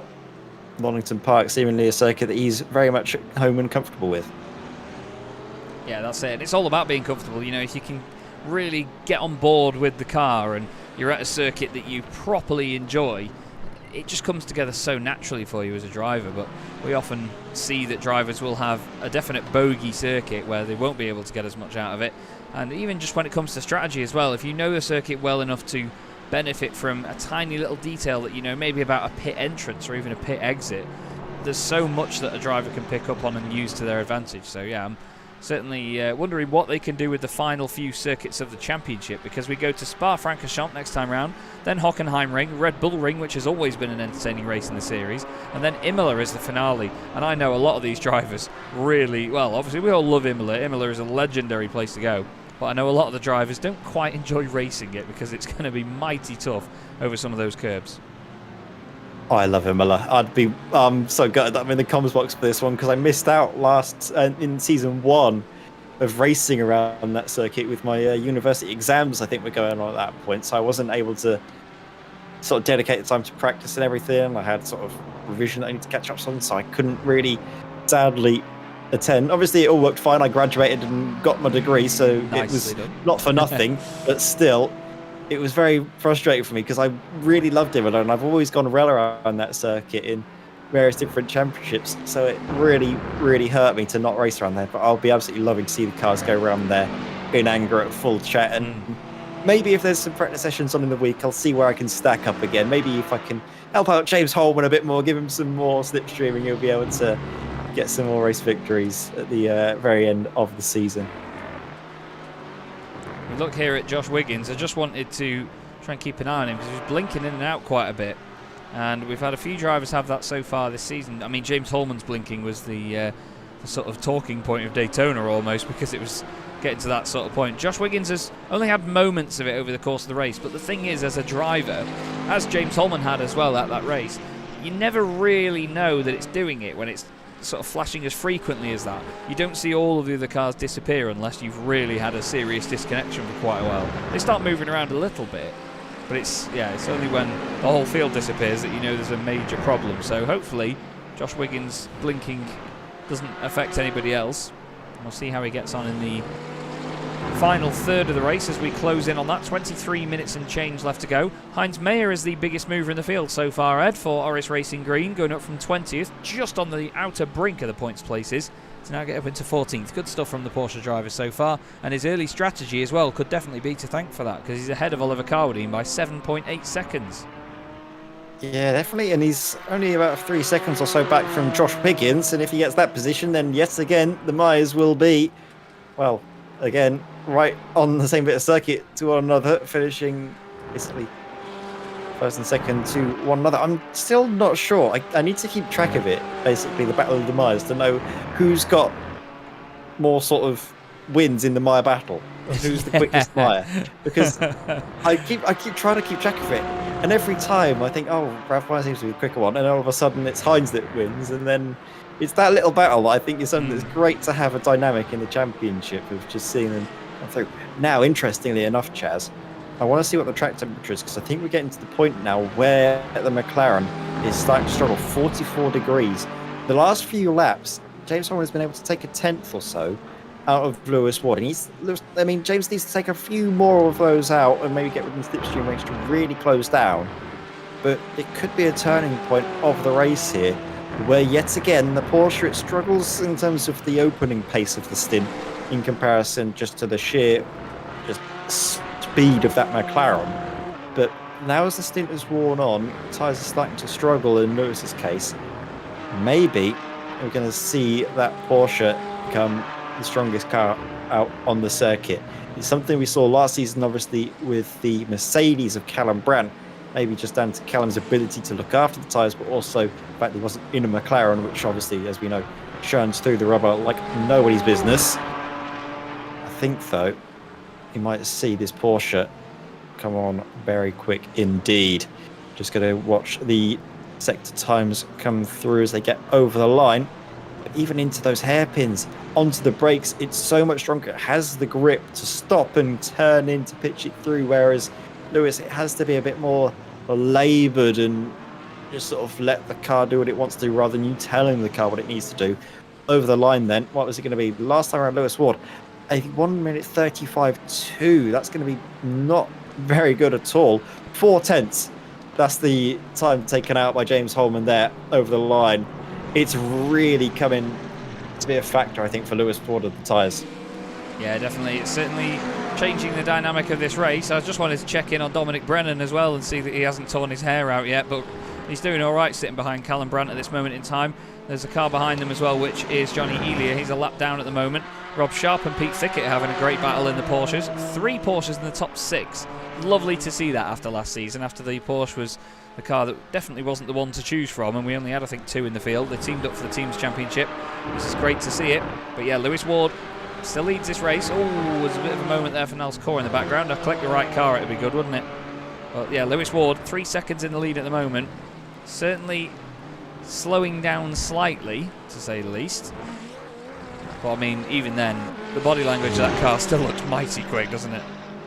Yeah, I don't know if that's maybe a bit of gap management by Lewis, because he knows he has those 3 seconds of advantage to James Holman in behind. Maybe it's something that I know I've had to deal with in the past racing against Simon Povey. It's just if you get a gap, don't necessarily push that hard. Leave a little bit of time on the circuit, because you can keep your tyres in better nick if a battle comes. And even then, you maybe can just keep bleeding some time, and basically it doesn't matter if you win by either 5 seconds or half a second. All that matters is if you win. So it's best to sort of eliminate any risk of mistakes. There we're seeing now Lewis managing to regain. Maybe it's just a scrappy lap or something, but again, it's not a huge amount of time that Lewis was able to sort of claw back after James Holman's charge. So it's difficult to call one way or another, but I love it like that. We both do, don't we? Because it's so many unknowns that we can just try and pick away at and try and see where the race is going to go. But at the end of the day, the only drivers that really know are the ones in the car right now, Lewis Ward and James Holman, trying to take time out of each other. The amazing Wonder thing. what we're going to see with the pit stops, though. That's going to be exciting. Well, yeah, most of the pit stops that are the sort of, let's put it in inverted commas, longer pit stops, which are obviously not the splash and dash pit stops we see.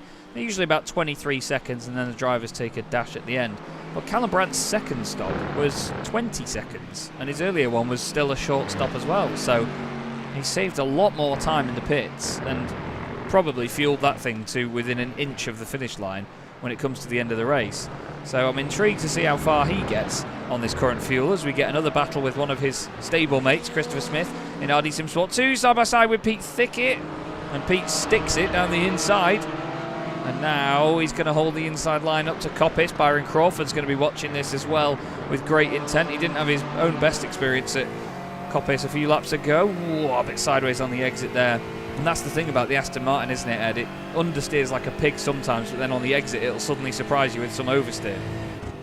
Yeah, it's just a bit horrendous, sadly, which is a shame, because I absolutely love the Aston Martin, but right now it is just so unpredictable. You have to sort of respond to the car of what it's doing rather than sort of telling it to do what you want it to do, and it does it, essentially. It's a bit of a feisty little beast. And the annoying thing is the traction control is particularly bad in that car. It's sort of powering out the corners. It can, any hint of wheel spin, it kicks in and just absolutely kneecaps any pace you were trying to get by getting the throttle that little bit earlier. So it's a bit of a shame that it's not as strong as some of the others, but with Byron Crawford coming into the pits, he's still been doing a good job to get that car battling up inside those top 10 positions. Josh Wiggins comes in behind as well. He was another of the drivers that came in for an early pit stop, short fuel in it. So maybe we're going to be seeing Josh just trying a different strategy as well. Maybe similar to Callum Brandt of having a short pit stop and then also a semi-short pit stop at the end. 12.9 seconds for Byron Crawford, so that's definitely his splash and dash. As we look at Dominic Brennan here, a bit of traffic in front of him in the form of Rob Sutherland.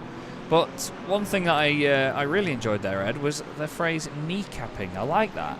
It's a very aggressive phrase, but I like it. It works because, well, it's a very true point. It's exactly what it is. It just breaks your legs, doesn't it? It does. You think you're going to get such a good drive out of the corner. It's like, yeah, and just one little tiny bit of a slip of the wheel, and all of a sudden, bam, that's it. You've got no speed. Have fun. All mobility gone, as Johnny Ely. Obviously, it's not going to be saying have fun. It's going to be something else. Yeah, second word off. Johnny Elia is definitely on the black stuff at the moment. He had that horrible spin earlier on, which has really affected his race. He's had a really good run, actually, tonight, though, in terms of his pace. 8th position earlier on in the race, and he moved up into 7th. And unfortunately, that one mistake has defined how it may show on the timing sheets. He's got Tom Weston in front. He's still on for a championship point, at least, though, if he finishes here, so it's not all bad. It's not easy to score championship points in this series because there is a number of drivers over the allotted positions that give you points. Another close battle further up is now Pete Thickett still, actually, I say now as if it's only just developed, but Pete Thickett's still defending from that big old beamer behind, which is hidden behind the wing of the Porsche. I think I said last time I need to sort this camera out, but it's definitely not in the perfect place. You can see the lovely Scuderia Chicken House logo, though, in the wheel arch. That beamer is so gorgeous to look at from the front. It really is, and it's so evil as well. I'm not sure if it's just me, Ed, but I think we may have discussed this before. There seems to be a slight tint of red in those headlights when it comes towards you, almost like evil bloodshot eyes. Can you see it as well? Yeah, I saw that as well. I'm not sure what it is. Obviously, when it gets close, there isn't that tint, but when it's further away, I certainly thought that you could have, like, coloured LEDs, and you can change it from, I think red is like the default one, but in the setup, you can obviously change LED strips in a lot of the cars. I think the lighting strips in a lot of the GTEs and the GT3s. Yeah, you can. Sort of on the roof of the car, you can change those to be different colours. Same with, obviously, with the roof lights of the, I think the, not HPD anymore, it's the LMP2. Yes. I think you can change the lights on there, and the same with the LMDH, the BMW, I know you can. So it's something that I thought you could do, but it doesn't seem to be the case. But yeah, I think I remember seeing it at Catalonia, where it looked like there was some sort of red tint to the headlights. What has gone on here is Lewis Ward had a slowdown or something. That gap has come way down.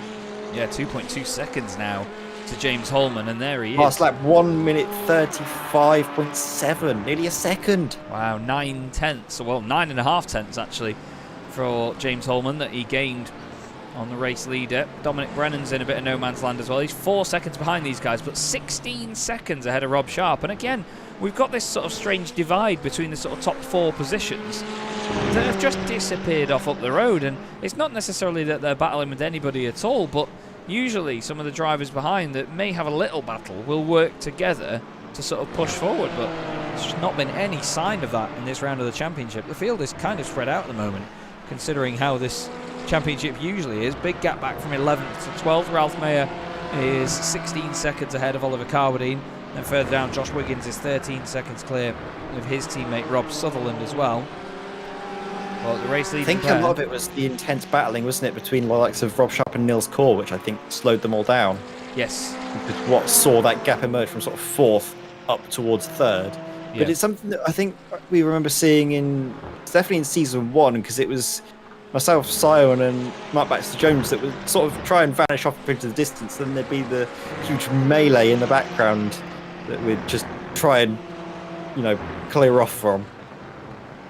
Yeah, for I'm sure. worrying a little bit about Lewis Ward now, because that pace is certainly not with him any longer. And James Holman, if he gets within about 1.5 seconds, he's going to be getting slipstream. And we know, of course, that Porsche went the lap longer earlier on in the race. If it can go the lap longer again for this next pit stop, that'll be 2 laps less of fuel being taken on board come the end of the race. And that's going to be a lot of time, maybe a second, maybe a little bit more.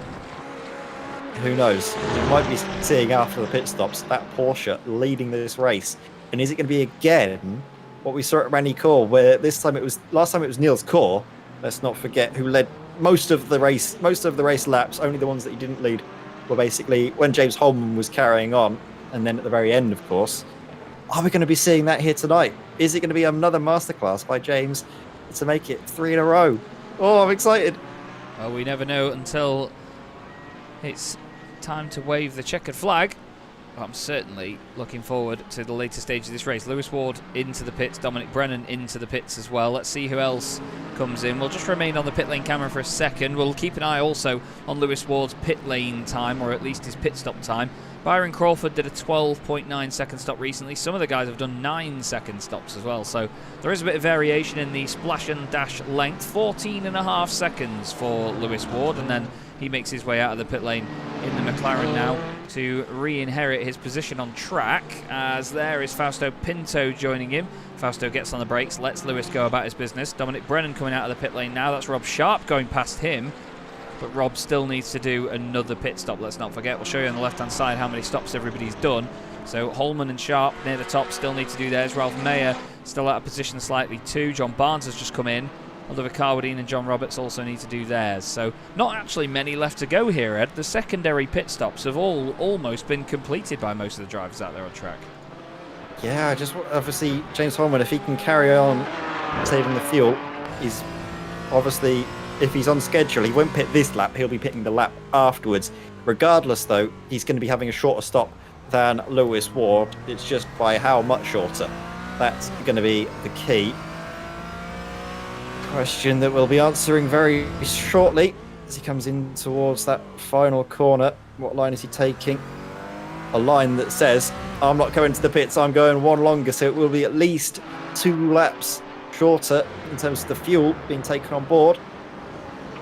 Oh boy, this could be a turning point in the race, and it's going to be struggling a lot more for Lewis Ward, because let's not forget, he was able to change the front tyres at his last pit stop. That last time, the car did not go onto the jacks. There was not enough time to get tyres changed.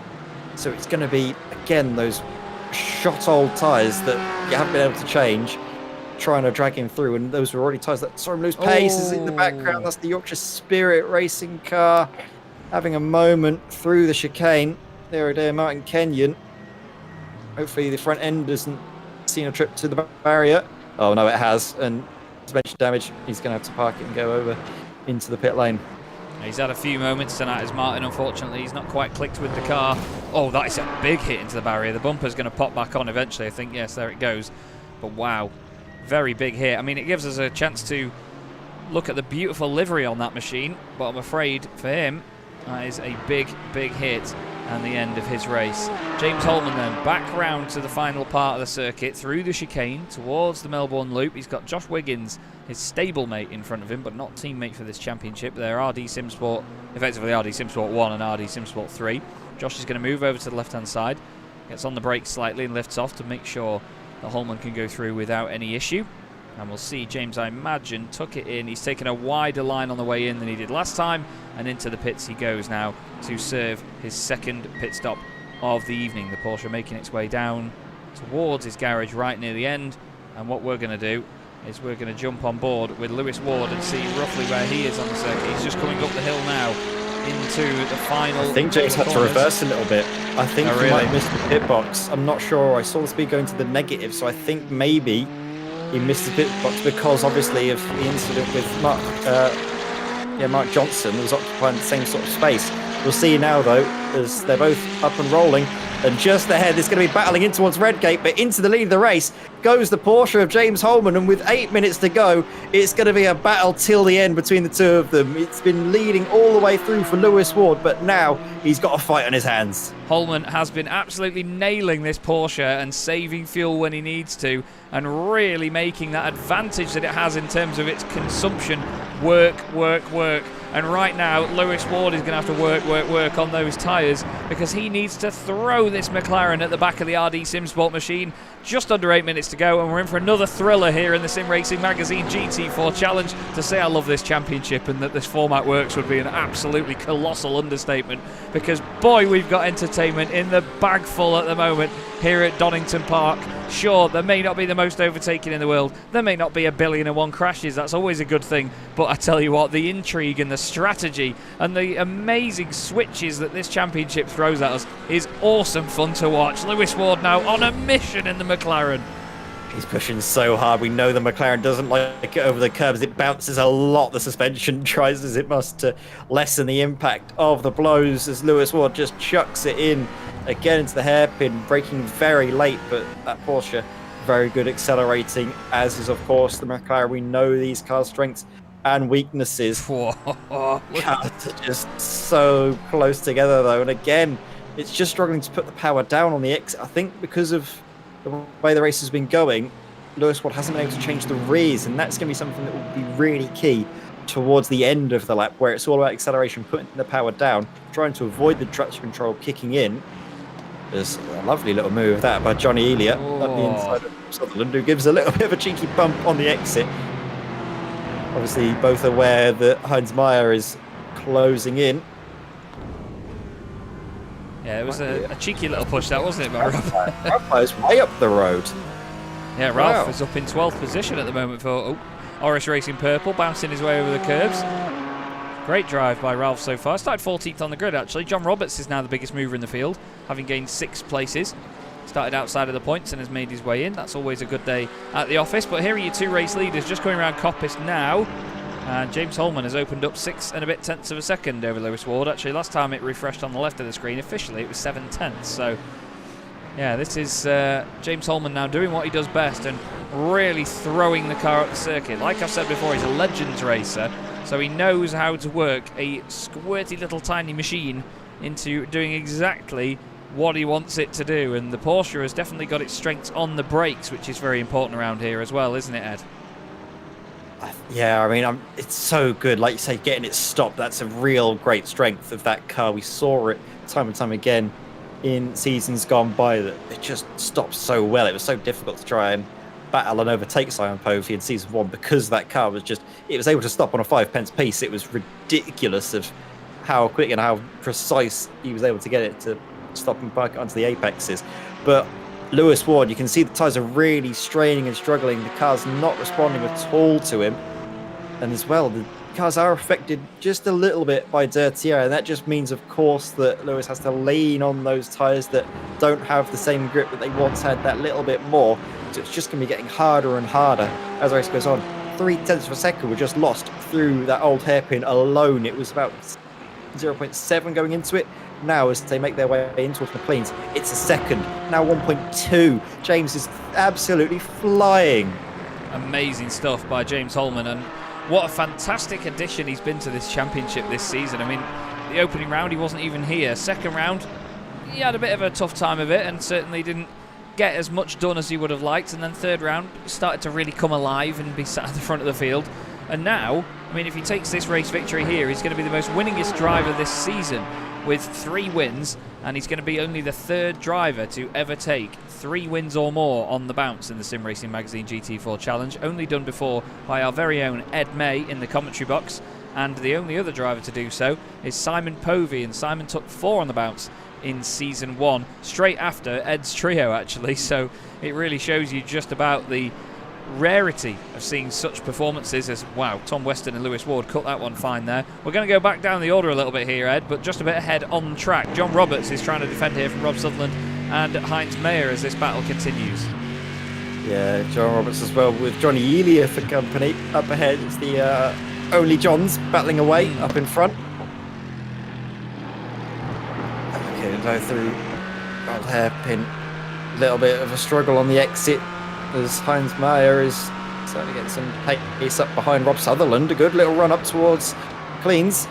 You can try cheeky little moves up the inside because of how open it is. We've seen so many times in British touring cars, haven't we, Chaz, where you can see the likes of Ash Sutton. He tries those cheeky little moves, doesn't he, through that corner. Sort of a bit of panel banging and door rubbing, which is what we saw actually between Callum Brandt and I think it was Rob Sharp at the start of the race. Yes. Callum Brandt, after all the pit stops, has slopped back into that 4th position that we saw him earlier on. It's been a good race for Callum, considering the lack of practice he's had to get up to where he is, but a brilliant race for RD Simsport to close that gap down to Apex Racing Academy in the team's championship. Yeah, doing everything they need to right now, this team. It's very, very entertaining stuff in the team standings because it changes week on week, and we absolutely love that about it. The second half of the season is kicking off beautifully with some awesome action, especially with only just over 2 minutes to go. But it does mean, though, that we're going to get 2 more laps out of this race.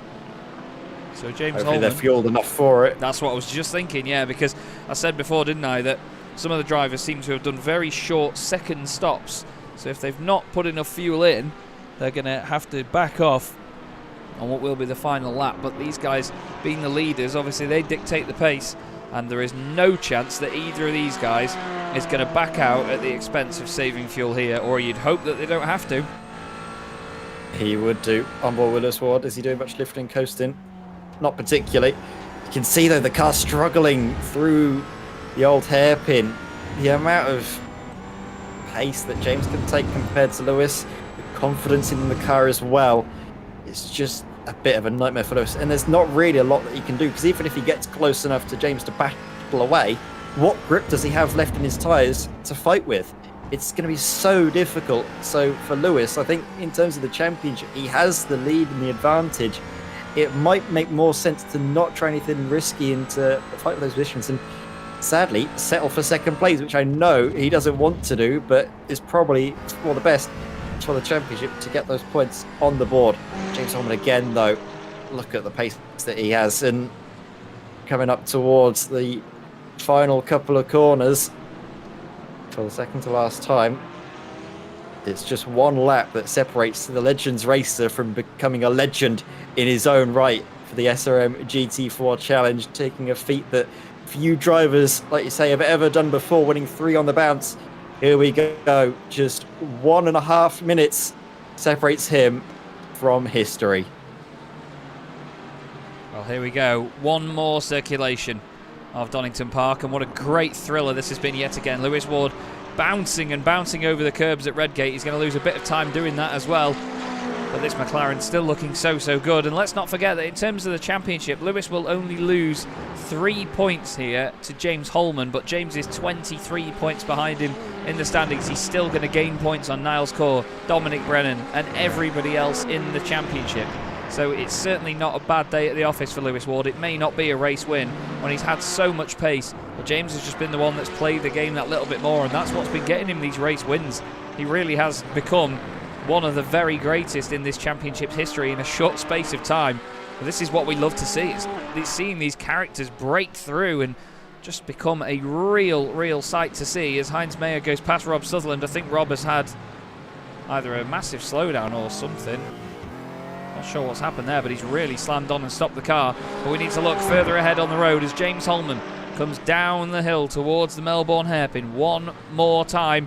Lewis Ward is just throwing the car down the inside for the sake of throwing it down the inside, just trying to put him off and do whatever he can. It's a valiant effort by Lewis, but it is not going to be enough. So all the way from Season 1, and since Season 1, no driver has won 3 races on the bounce or more.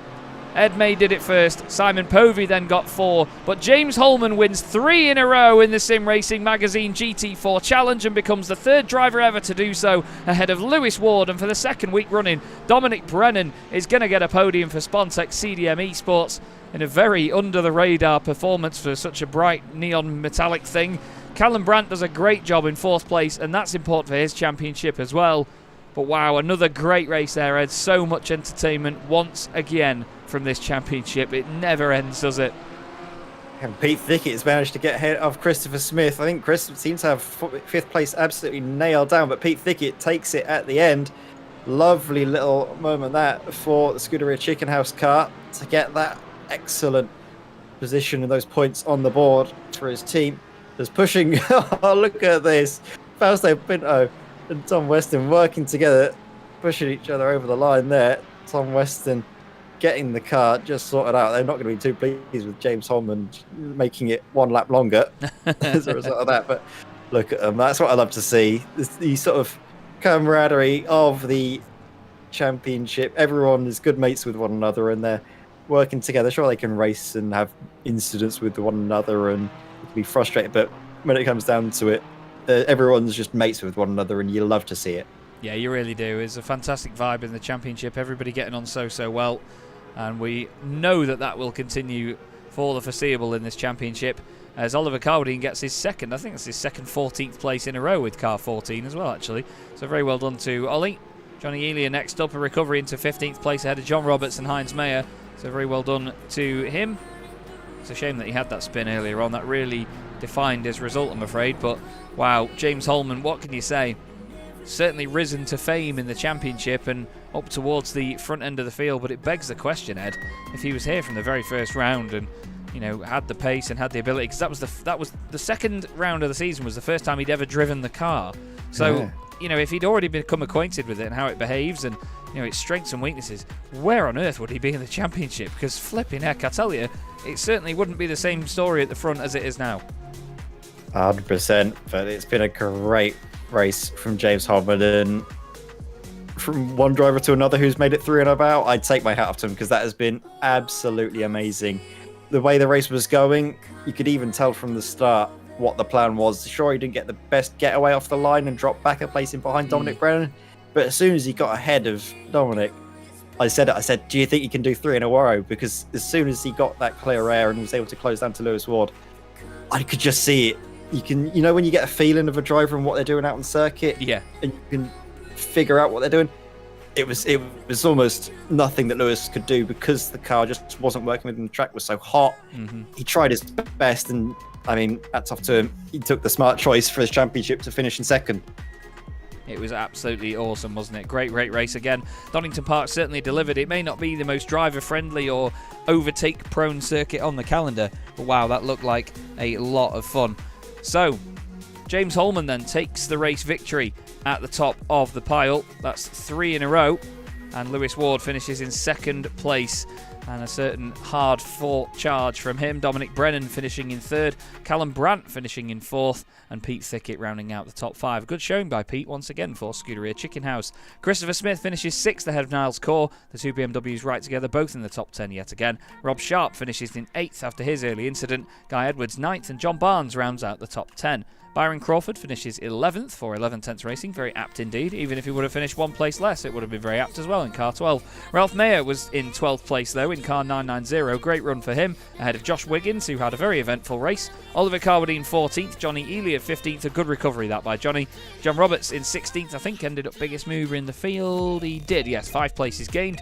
And then Heinz Mayer next up in 17th. He was the last car on the lead lap. Next up we had Rob Sutherland in 18th, Andrew Shepherd 19th, and Mark Johnson in 20th position. Tom Weston was then just pushed across the line by his teammate Fausto Pinto, and they finished 21st and 22nd. Behind them we had retirees. Actually, sorry, Andy Marston did finish the race, but 2 laps down after his earlier incident. Martin Kenyon retired, so too did Jakub Szymanski, Philip Hopley and Simon Povey. Wow. I mean, to be honest, Donington was... I don't want to put Donington down because I love the place, but it wasn't always going to be the most bonkers circuit to go racing. Like, Jerez was absolutely ridiculously good for racing, Ed, but I think, to be fair, there's been a pleasant surprise from Donington tonight. Yeah, it has. Obviously, like you say, not the most overtakes, but the quality of racing that was on display was amazing. And I was worried that we were going to see more incidents than we did. I'm sure there were a few here and there. Simon Povey sadly bearing the brunt of most of them. But regardless, in terms of raceability, the quality that was on display, and I mean, that at the end for James Holman, I think that just caps off an absolutely excellent night in the Sim Racing Magazine GT4 Challenge. Maybe we'll be going here again next season, although I am going to keep banging on the door for Snetterton, seeing what we can do around there. Nah. Anyway, what we'll do is we'll go and have a chat, shall we, to our race winner. An amazing drive once again. James Holman, you have made history in this championship by being only the third driver ever to take 3 wins on the bounce. Ed May did it in Season 1, closely then followed by Simon Povey getting 4 on the bounce. How do you feel, mate? Because flipping heck, what a great season you're having now. Oh, that was the best one of the 3, I think. I didn't have the pace of Lewis, and I just had to chip away with consistency. And thankfully, my Porsche, I was just saving enough fuel just to go that longer. But I am, so happy. And yeah, I guess that private coaching lesson that Ed gave at Daytona work was 3 in a row. Oh, I thought he was the only one that was going to carry on banging on about it. It's just funny. It's obviously not true, but I just keep saying it because it makes me feel good. But all right, well done. Yeah. Oh no, I say I didn't in my wildest dreams. I hope to win 1 maybe over the season, but to do 3 in a row, wow, that's a real great feeling. And hopefully if I'm around next week, I'm not sure if I can come next week yet because I've got some family landing around 7 o'clock, so I'm not sure if I get away with being here next week, but maybe I'll have to do 4 in a row week after, but we'll see what happens. Oh, stuff them, James. Racing's live. What did you make of Donington Park, though, and the Porsche? Because, I mean, it looked very, very difficult to overtake. And, I mean, even just to drive, it's a very high average speed circuit here at Donny. So it's not really that well suited to GT4 cars because they float around a little bit, don't they? Yeah, I mean, actually, it was quite reminiscent of my real-life stuff with Legends. A couple of times I was really hanging on for the... I could just hear the tyres absolutely scrabbling for grip, and I was opposite lock on the exit corners, which isn't the quickest way, but I was just trying to hustle the throttle as much as I could to try and catch the Lewis. And fair play to Lewis. I mean, he was flying, and I must admit, when I came out of that last stop and I saw him 0.4 behind me, I thought, oh, jeepers, here we go. And but thankfully I just drove 2 or 3 absolutely perfect, reasonably perfect laps. And it's hard work around here in Donington. I think of all the GT4 cars, I think, like I say, there's not the aero grip to really help in these high-speed corners. So you really have to play a balancing act. And I wasn't expecting the Porsche wasn't quite the car, but I don't think there really was a car, if you know what I mean. This week, I think it was one of those where I think you just had to get in and drive it. And Lewis showed what a good driver he was. And the Mercedes definitely wasn't the car this week, and Cal did a great job in P4 there as well, because he had some serious hardware issues before. We were recalibrating his whole steering wheel. We couldn't get it to match up with iRacing, so we had to go with a bodge job for Cal to come away with the P4 was pretty special, to be honest. And obviously thanks to the rest of the team as well. It's been a great night. And next up, we move to a legendary circuit in the form of Spa-Francorchamps. Are you excited about going there, mate, in Belgium? Yeah, like I say, if I could come and play, that would be I would be very excited. It's a good track. I think it's another one that probably there isn't a definitively strong car there. I think McLaren will be quick in some parts, the Mercedes will be quick in the middle, and Porsche will be quick in other parts as well. So there was a clear defined line tonight between Sector 1 was the McLaren sector and Sector 3 was the Porsche sector. So yeah, I think Spa, I don't know. I think it might favour the McLaren a little bit better. Look, we give it a go, and I say, who cares? Just drive as fast as you can and see where you end up. Thankfully tonight was good enough for P1. Well, again, massive congratulations, James. It's been an absolute pleasure to see you driving as well as you are at the moment, and obviously coming through and very quickly becoming a star of the championship. Is there anybody you'd like to give a shout out to before we let you go, mate? Obviously, Team RD, everyone there has been, like I say, everyone's been mucking and trying to help each other out, trying to find a little bit of speed here and there. And then, obviously my mum's watching at home, and my wife, my son. My son's in bed, but he said to me on lap 2, he came in to give me a kiss goodnight, and he said to me to make sure you win, Daddy. So I was like, okay. So it was a bit off-putting, but I lost half a second that lap. That was for him as well. That really blindsided me, that. Oh, bless him. Absolutely bless him. Well, he'll be really happy to see that you've won another race, James, and obviously made history in the championship as well. Very well done again from us, and we will hopefully speak to you again very soon, mate. Have a good one. Cheers, mate. Thanks very much. Take care. Oh, bless him, Ed. That's absolutely brilliant, isn't it? I love that. That was really, really good. Great to have James Holman here in the championship, and great time, of course, winning 3 on the bounce. And interestingly enough, actually, drivers that have won 3 in a row have all had triple-digit numbers. I've had it was the 107 of myself, the 117 of Simon Povey, and then the 104 of James Holman. Oh, I'm going to ban you all. Anyway, we'll move to a driver that's sensible enough not to go for a triple-digit number. John Barnes joins us in the commentary box. John, you had a top 10 finish tonight. Donington Park certainly didn't look like an easy place to get a top 10, though. Talk us through it. No, it certainly wasn't. Well, thanks for having me on. I don't normally find myself in the top 10 this season because it's got so much stronger. I thought, occasionally I got maybe up to 7th last season, but this time you really got to fight 13th. Donington was really hard. I normally, you've really got to push it here and cut all the apexes and drive consistently, but every time I'd see in my mirrors, there'd be people like Povey behind me, and you wonder how you're going to hold people like that behind. So, quite a challenge. Oh, absolutely. And I mean, that's the thing. You absolutely highlighted it perfectly, that the strength of this championship, it just gets stronger and stronger every single season, and the challenge is just bonkers. To see all the drivers that we sort of throw the names of up into what would be a top 10, there's 20 drivers that could definitely get up there because it's such a massive amount of talent. When you go into a race meeting like this, how do you sort of set your expectations based on where you want to go? Do you look at times from a certain session, or do you just base your own pace off sort of how confident you feel? Normally I do, yeah. I guess because we've been playing for a few seasons now, you get to know some of the names, and you know sort of where you're going to place if you do well. And I work quite hard on practice, almost this week being a bit of a challenge, just not enough time. So yeah, so seeing the people around when you have names behind you and you think, do I know them this season? How quick are they? But every time there was always someone that was gaining a 10th or so and 2 tenths here or there, and eventually they catch up and you just try to hold them behind you. Well, that's it. It's they always say it's one thing to catch up and one thing to overtake, but even from the other driver's perspective, it's one thing to know that they're catching you, and it's one thing to then defend as well. So, hats off, because you certainly had some good battles out there, mate. Is there any sort of element of the next race that you're excited for at Spa-Francorchamps? I haven't driven there in a while, but I do like the GT3 car there. So it's not going to be too much difficult. I like the tracks with elevation and a challenge and a lot of danger to curbs and runoff. So as long as you keep it on the track and avoid the 1Xs, you should be all right.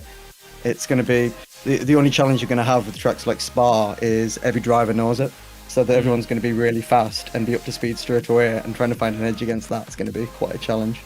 Yeah, you've got. I don't think I'll be in the top 10, but sorry, Chaz. No, just carry on. I was just agreeing, basically. Yeah, that's all I was gonna say. Sorry. That's all good. Absolutely good.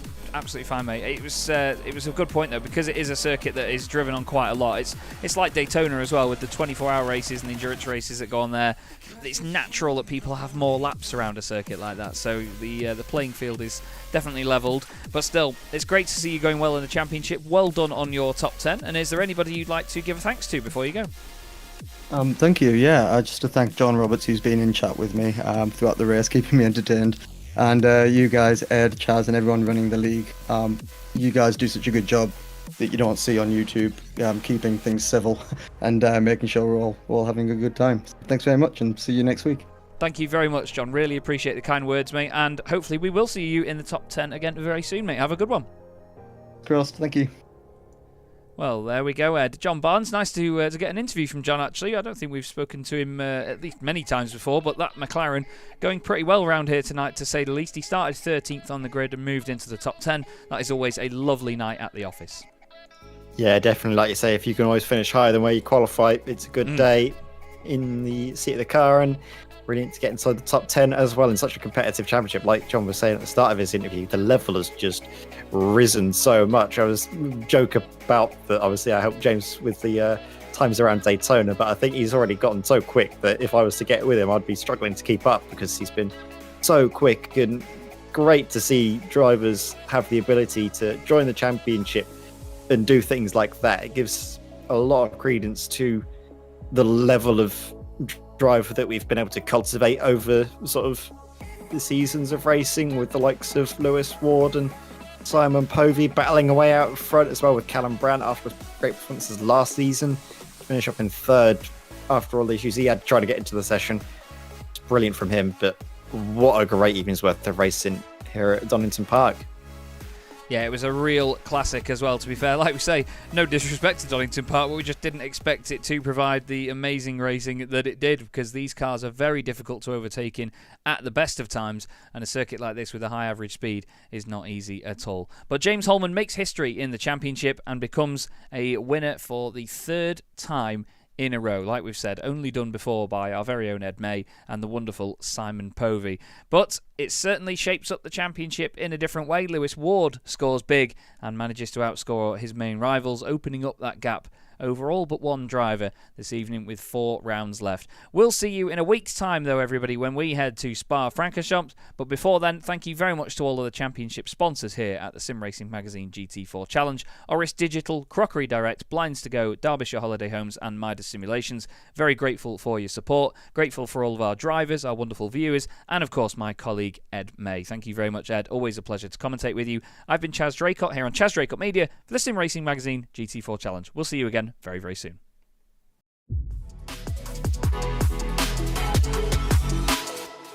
Four French drivers at the French Grand Prix trying to win this on the final lap. The 3 wide again, Guillaume down the inside.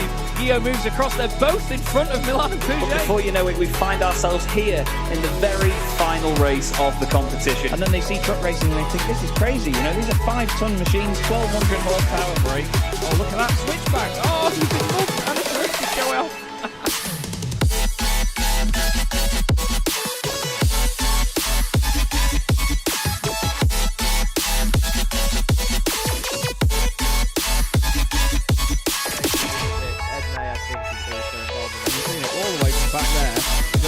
Ben Gregory now, I love it. 18.5 minutes gone. Senna Lanson tries to go for the race lead.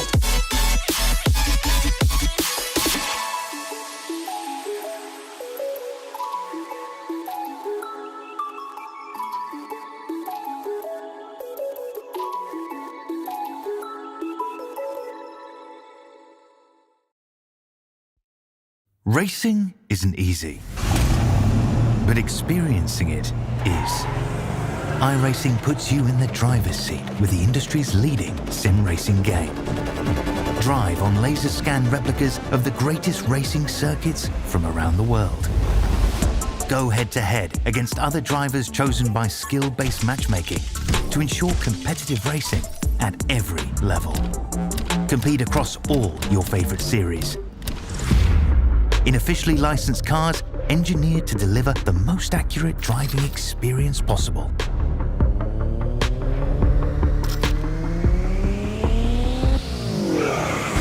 Join a race or host your own with players from across the globe.